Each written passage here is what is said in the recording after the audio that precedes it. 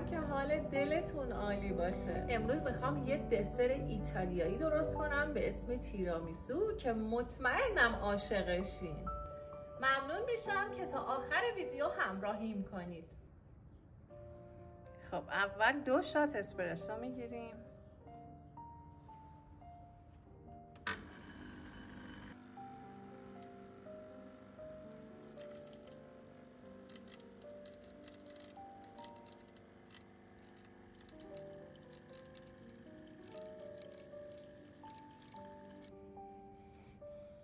دو شات اسپرسو رو داخل ظرف میریزم که خنک بشه. 4 عدد تخم مرغ داریم. زرده رو از سفید جدا میکنم.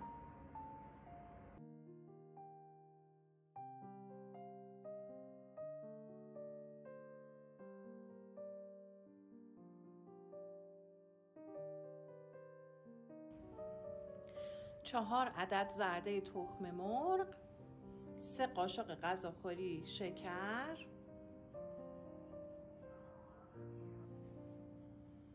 1/2 قاشق چایخوری وانیل.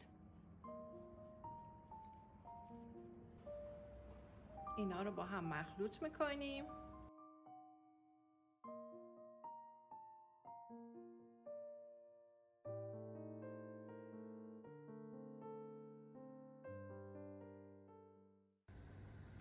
حالا یه قابلمه‌ای که آب ریختیم داخلش و در حال جوش هست، ظرف رو روی این قرار میدیم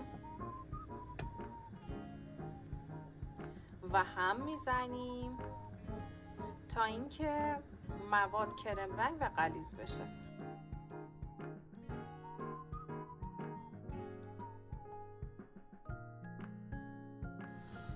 به این شکل که در اومد دیگه کافیه، هم غلیظ شد هم رنگش کرم رنگ شد.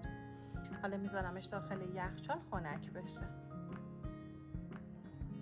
200 گرم خامه قنادی که توی لوازم قنادی فروشی هستش، بعضی از سوپرها هم دارن. 200 گرم خامه قنادی رو میریزیم توی ظرف و با همزن 200 گرم خامه قنادی رو با همزن میزنم. اول با دور کند میزنم که مواد یک دست بشه و بعد با دور تند میزنم.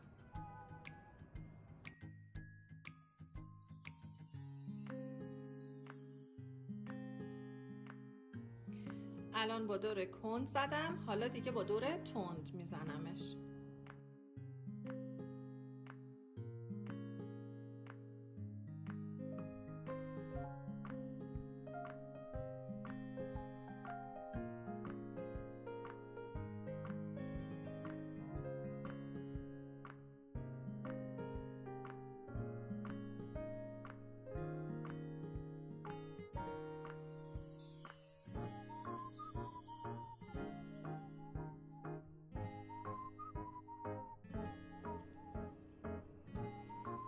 خب این خامه ما دیگه آماده است.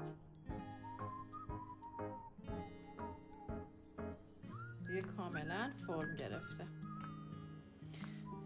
200 گرم پنیر ماسکارپونه رو بهش اضافه میکنیم.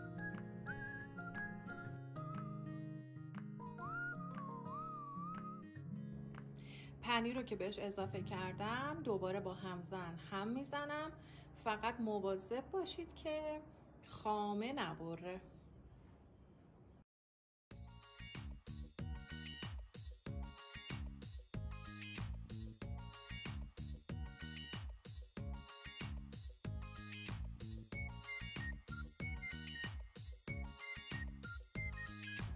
خیلی کوتاه در حد اینکه خامه و پنیر با هم مخلوط بشن اینا رو هم زدم.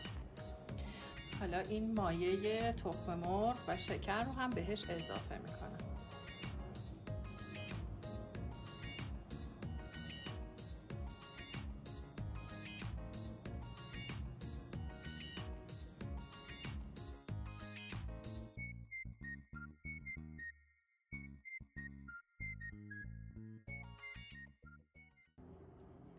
یک قاشق از اون اسپرسویی که گذاشتیم سرد شده بهش اضافه میکنم.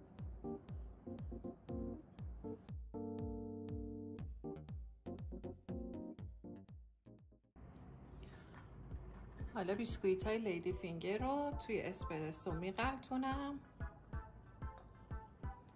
خیلی هم خیسش نکنید و بعد توی ظرف مورد نظر میذارمش.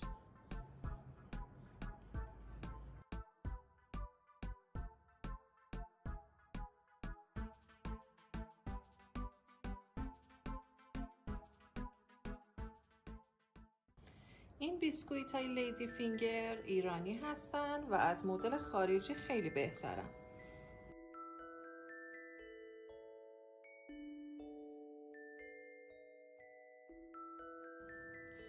مجددا روی این لایه یه لایه بیسکویت دیگه میذاریم.